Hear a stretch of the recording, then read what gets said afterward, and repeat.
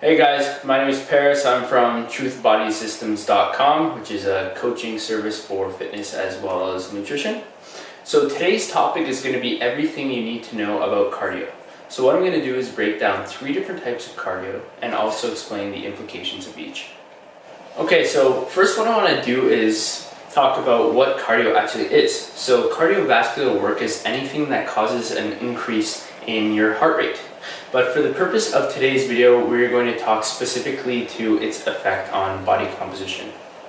So if we're talking specifically about body composition, all cardio is simply a tool to either create or increase an energy deficit, usually used in combination with food intake. So I am going to talk about 3 different types of cardio in this video. So the first one is going to be LISS, or low intensity steady state. So an example of this would be walking on a steady incline on a treadmill.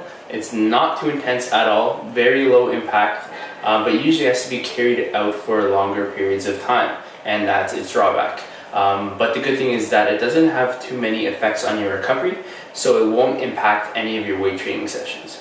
So the next type of cardio I'm going to talk about is MISS, so medium intensity steady state. So an example of this would be jogging or biking, and again, both at medium pace.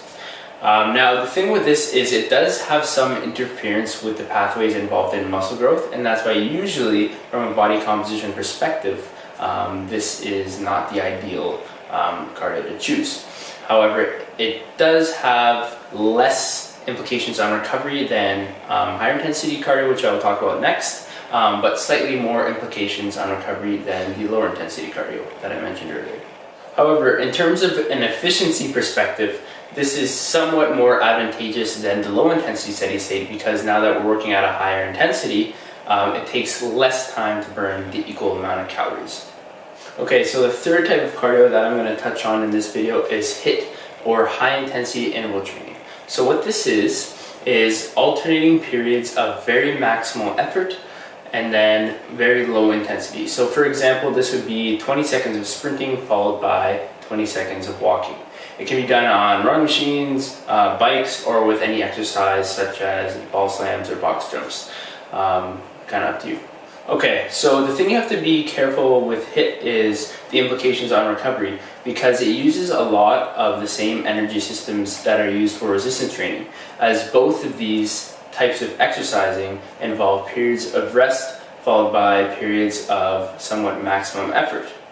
Now, the good thing about HIIT though is that you can get a lot of work done in a very short period of time. So for people that have time sensitive schedules, it might be a good option for you. Alright, now just the point to close things off here is that in my experience, and also logically speaking, drops in food intake are much more effective and predictable in propelling fat loss versus increases in cardio and expenditure. Alright, so let me explain that point a little bit. So let's say you go to the gym and you run on a treadmill and burn 200 calories. That 200 calories that you burned is not an additional 200 calories on top of whatever else you did that day. So for example, let's say instead of going to the gym, you would have been sitting on the couch. And sitting on the couch alone would have just burned 100 calories total. And then going to the gym burns 200 calories, as I mentioned earlier. So that would net to an additional 100 calories burned per that day. Because even just sitting down, lying down, whatever else you would be doing, going getting groceries, takes energy or requires energy as well.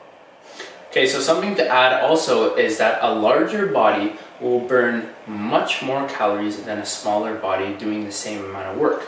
So somebody that is 180 pounds compared to 120 pounds will require a larger amount of energy to do the same amount of cardio. So that person that's 120 has to do a lot more cardio to get the same output as the heavier person. Now this is also why when you're going through a period of dieting and you're getting leaner and leaner and obviously lighter, the cardio becomes less and less effective. Also, your body becomes more efficient at doing that cardio, and efficiency means less energy per amount of work done. So now you can see why trying to outwork a bad diet is truly ineffective and oftentimes just an uphill battle that won't produce the necessary results that you want to. Alright, so if you want to learn more about how weight loss works, you can check out my previous video, which we'll link here. And hope you guys liked it. Please give me any feedback or comments on things that you would like me to cover. And as always, please like and subscribe for more of these videos.